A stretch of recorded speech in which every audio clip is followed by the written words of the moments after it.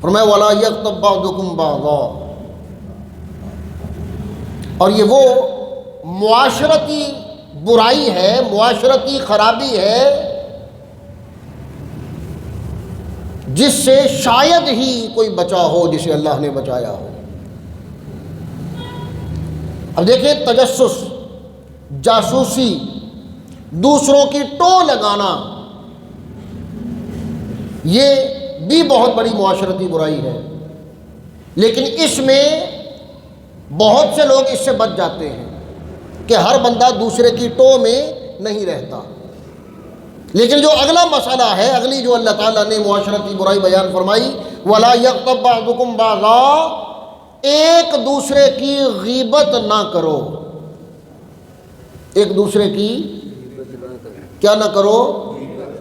غیبت، کسی کی غیر موجودگی میں ایسی بات کرنا جو اس کے سامنے کی جائے تو اسے اچھا نہ لگے، یہ غیبت ہے۔ یعنی اس کے منہ پہ جو بات کی جائے، اس کے سامنے جو بات کی جائے، وہ اسے پسند نہ کرے، وہی بات اس کی غیر موجودگی میں کرنا، یہ غیبت ہے۔ اب ہم خود کسی بد عمل سے بچیں یا نہ بچیں، دوسروں کو کیا ہوا ہر عمل ہمارے زیر بحث ضرور آئے گا۔ نبی کریم علیہ الصلوۃ والسلام نے جب یہ آیت کریمہ سنائی اور صحابہ کرام رضوان اللہ علیہم اجمعین کو غیبت کے بارے میں بتایا، تو آپ سے پوچھا گیا کہ یا رسول اللہ، ہم ان کی برائیاں ہی تو بیان کرتے ہیں، جو گناہ، جو عیب، جو کمیاں، کوتاہیاں، کجیاں ان میں ہوتی ہیں وہی تو ڈسکس کی جاتی ہیں، تو یہ گناہ کیسے ہوا؟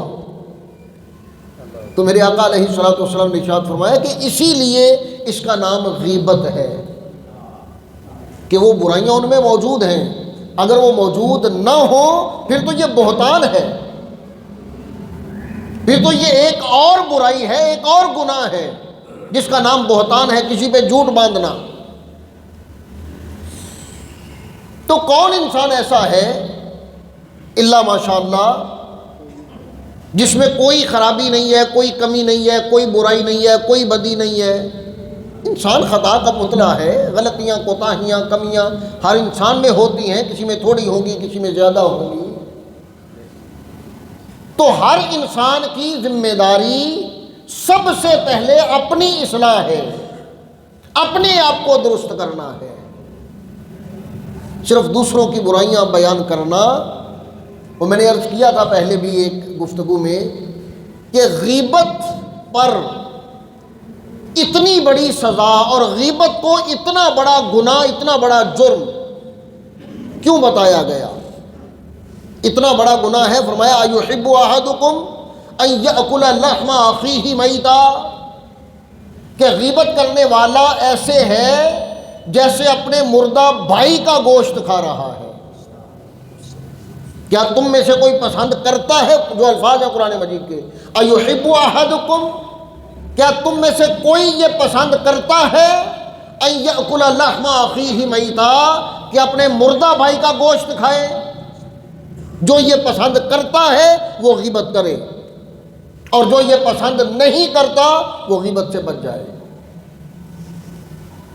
تو اتنا بڑا گناہ، اتنا بڑا جرم اتنا عام ہے۔ حضرت امام غزالی رحمہ اللہ تعالی، ان سے پوچھا گیا کہ سنتے ہیں کہ پہلے جہاں غیبت ہوتی تھی وہاں ایسی بدبو پھیل جاتی تھی کہ لوگوں کو پتہ چل جاتا تھا کہ یہاں غیبت ہوئی ہے۔ جہاں کسی کی غیبت کی جاتی وہاں بدبو پیدا ہو جاتی، تعفن پیدا ہو جاتا، اور گزرنے والوں کو پتہ چلتا کہ یہاں پر کسی کی غیبت ہوئی ہے۔ تو پوچھا گیا کہ اب وہ تعفن کیوں نہیں ہے، اب وہ بدبو کیوں نہیں ہے؟ تو آپ نے فرمایا کہ دماغ مارے گئے ہیں۔ کیا ہوا ہے؟ یعنی مسلسل جب بندہ ایک بدبو میں رہتا ہے تو وہ بدبو اس کے دماغ کے ساتھ مانوسیت پیدا کر لیتی ہے، وہ ایسا مانوس ہو جاتا ہے اس بدبو سے کہ پھر وہ بدبو محسوس نہیں ہوتی۔ تو اتنی غیبت ہوتی ہے کہ اب اس کی بدبو محسوس نہیں ہوتی۔ گناہ کا احساس ختم ہو چکا ہے، بدی کا احساس ختم ہو چکا ہے۔